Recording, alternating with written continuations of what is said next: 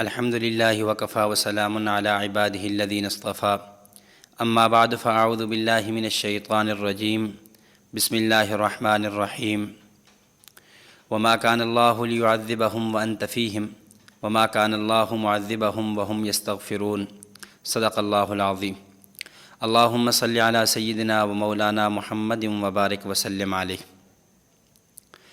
اللہ رب العزت نے انبیاء کرام علیہ الصلاۃ والتسلیمات کو گناہوں سے معصوم پیدا کیا ہے۔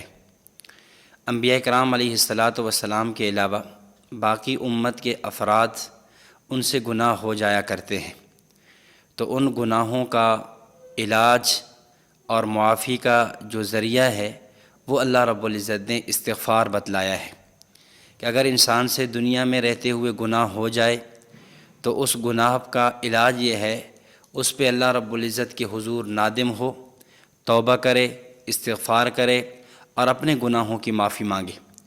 تو یہ استغفار ایسی چیز ہے جو گناہوں کا تریاق ہے، گناہوں کا علاج ہے، اس لیے ہمیں کثرت کے ساتھ استغفار کرنا چاہیے۔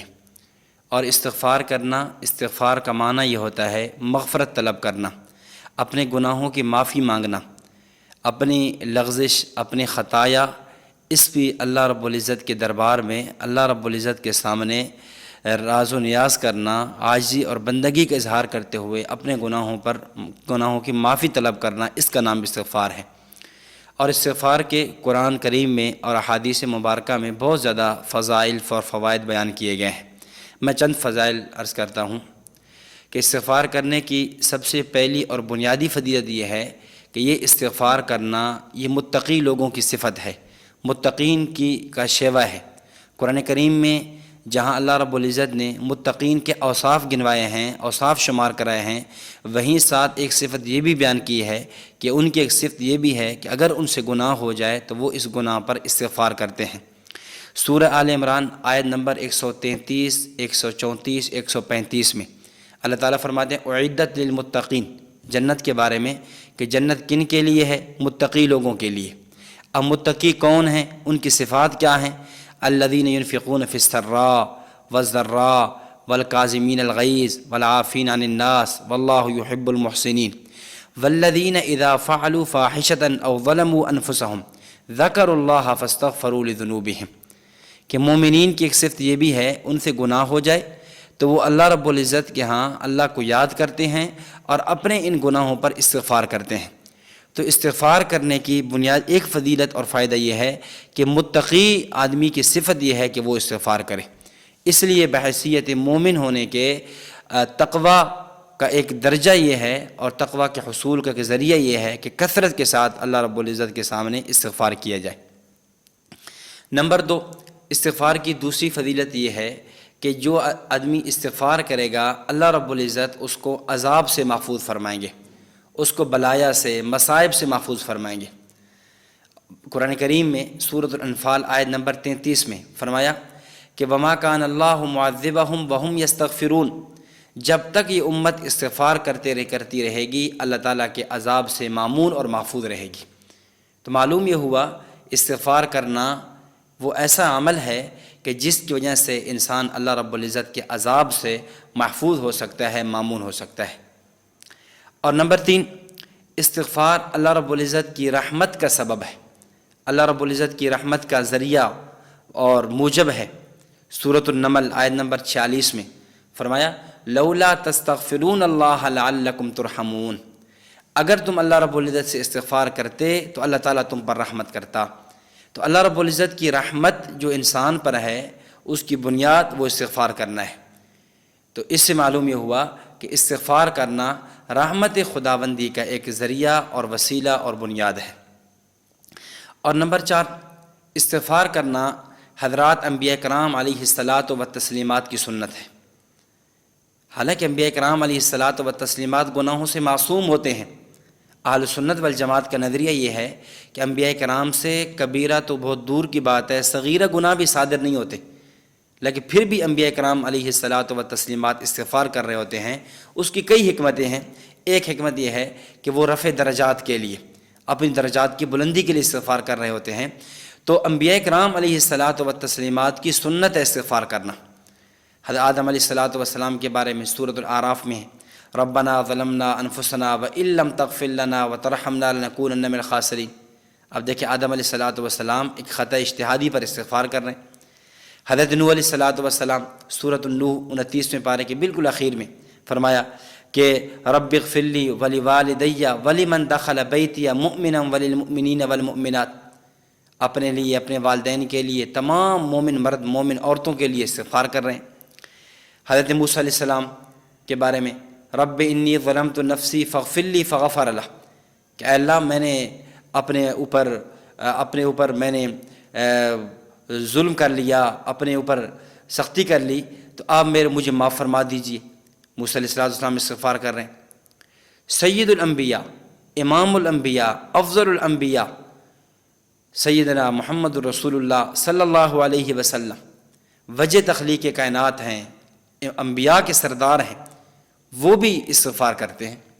صحیح مسلم کی روایت ہے، حدیث نمبر 4977، نبی اکرم صلی اللہ علیہ وسلم نے فرمایا انی لاستغفر اللہ فی اليوم 100 مرہ، کہ میں دن میں 100 مرتبہ استغفار کرتا ہوں۔ اور ایک روایت میں ہے انی لاستغفر اللہ فی اليوم 70 مرہ، میں دن میں 70 مرتبہ استغفار کرتا ہوں۔ محدثین نے لکھا ہے کہ عربی زبان میں عام طور پہ اہل عرب 70 کا لفظ زیادتی کے لیے بولا کرتے تھے، یعنی میں بہت زیادہ استغفار کرتا ہوں۔ نبی ہو، امام الانبیاء ہو، معصوم ہو، وہ استغفار کرے، تو پھر میں اور آپ جب ہماری زندگی گناہوں کی دلدل میں پھنسی ہوئی ہے، گناہوں کے ماحول میں جی رہے ہیں، اور صبح و شام عجیب و غریب صغائر اور کبائر کا ارتکاب کرتے ہیں، ہمیں تو بطریق اولا اور کئی مرتبہ اس پہ استغفار کرنا چاہیے۔ تو استغفار کے فوائد اور فضائل میں سے ایک فائدہ اور ایک فضیلت پانچویں، کہ استغفار انسان کے دنیوی مسائل کا حل ہے۔ آج عام طور پہ لوگ بہت سے اعمال ایسے کرتے ہیں کہ بنیاد یہ ہوتی ہے کہ میرے دنیا کے مسائل حل ہو جائیں، میری دنیا کی پریشانیاں، دنیا کی مشکلات، دنیا کی الجھنیں وہ ختم ہو جائیں۔ تو دنیا کی الجھنوں کو ختم کرنے کے لیے معاشی مسائل کے حل کا سبب اور علاج بھی وہ استغفار ہے۔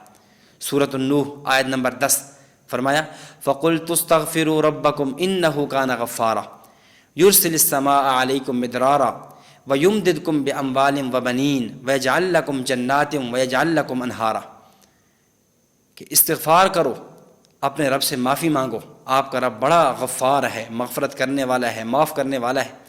اگر تم رب سے معافی مانگو گے، یرسل السماء علیکم مدرارا، وہ تمہارے اوپر آسمان سے موسلادھار بارشیں برسائے گا، اور یرسل السماء علیکم مدرارا ویمددکم باموال، تمہارے مال میں اضافہ کرے گا، برکتیں عطا فرمائے گا، وبنین، اولاد میں برکتیں دے گا، ویجعل لکم جنات ویجعل لکم انہارا، اور تمہارے لیے باغوں میں اور نہروں میں برکت عطا فرمائے گا۔ تو اس سے معلوم یہ ہوا استغفار ایسا عمل ہے کہ جس کی وجہ سے انسان کے دنیوی بھی بہت سے مسائل حل ہوتے ہیں۔ امام حسن بصری رحمۃ اللہ علیہ بہت بڑے تابعی گزرے ہیں، اپنے زمانے کے بہت بڑے فقیہ اور محدث۔ ان کے بارے میں آتا ہے ان کے پاس ایک آدمی آیا اور اس نے آ کر بارش کی شکایت کی، قحط سالی کی شکایت کی کہ ہمارے ہاں قحط سالی ہے، بارش نہیں برس رہی، جس کی وجہ سے بہت سے مسائل ہیں، مشکلات ہیں۔ تو آپ نے فرمایا کہ آپ استغفار کریں۔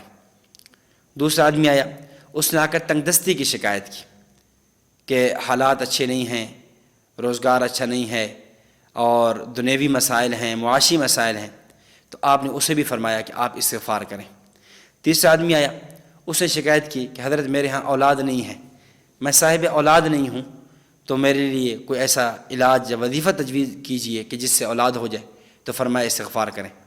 چوتھا آدمی آیا، اس نے آ کر کہا کہ ہماری زمین کی جو پیداوار ہے وہ کم ہوتی ہے، زمین کی پیداوار میں برکت نہیں ہے، زراعت میں برکت نہیں ہے۔